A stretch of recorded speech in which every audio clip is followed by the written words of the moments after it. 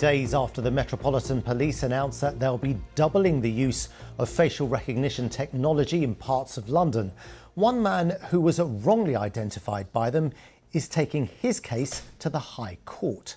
Sean Thompson was stopped outside London Bridge Tube Station last year, and he now describes facial recognition technology as stop and search on steroids. Mr. Thompson has been speaking to our Home Affairs correspondent, Sonia Jessup.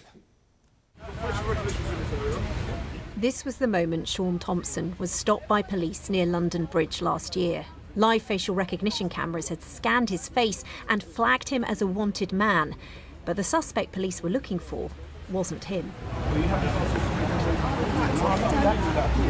Sean was asked to give his fingerprints, but he refused. He said he was let go only after about 30 minutes after showing a photo of his passport. Stop and search on steroids. Every time I come past London Bridge, I think about that moment. Every single time.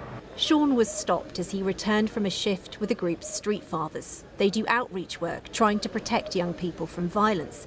He's now set to challenge the Met's use of LFR at the High Court next year. I don't trust nothing to do with the facial recognition, to be honest, after that experience, you know.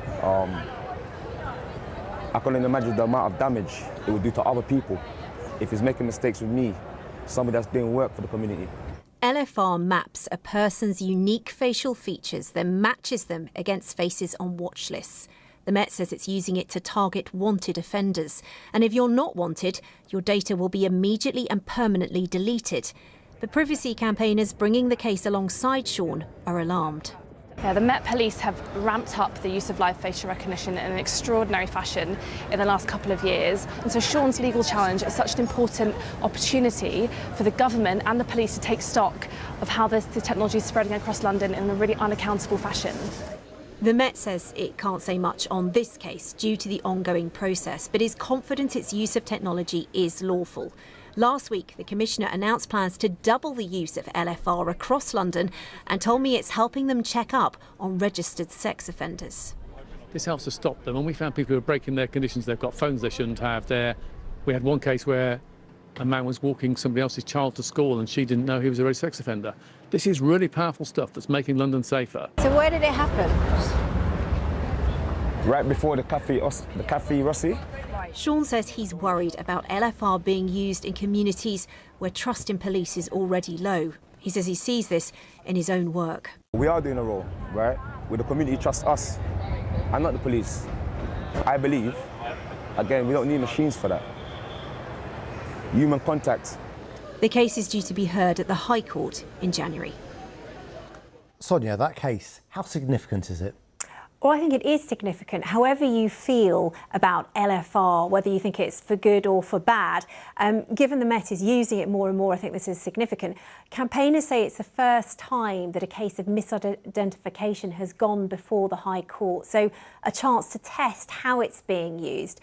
The Met says it's doubling its deployments, is also planning to use it around the boundaries of Notting Hill Carnival. It says to protect people who are going from the tiny minority who are intent on causing harm. It says there are checks in place, checks particularly on the algorithm to make sure there isn't any gender or racial bias, but campaigners are not convinced by that and they're deeply concerned by this. OK, you say the police are using this more and more. Is it because it's so effective or is it because it's policing on the cheap? Well, the Met certainly thinks it's effective. I mean, you heard what the Commissioner had to say there about it being used to take hundreds of dangerous offenders off the streets. There's no doubt, though, it is also about trying to save money and resources. They wouldn't call it policing on the cheap, but they would certainly say it's an effective way of rounding up wanted suspects. Now, they're set to lose 1,700 officers and staff. They're trying to fill a £260 million black hole, making cuts to some areas. And they say, you know, it would be madness not to use the technology available to try to keep Londoners safe. They believe that's what Londoners would want. Campaigners say they do not believe that this is the kind of policing that Londoners want to see. So this High Court case due to take place January next year. I think it's really one to watch. And in the meantime, to see how the Met continue to use LFR too, I think. Yeah, it is. There's strong arguments on both sides of the case. Thanks very much for that, Sonia Jessup.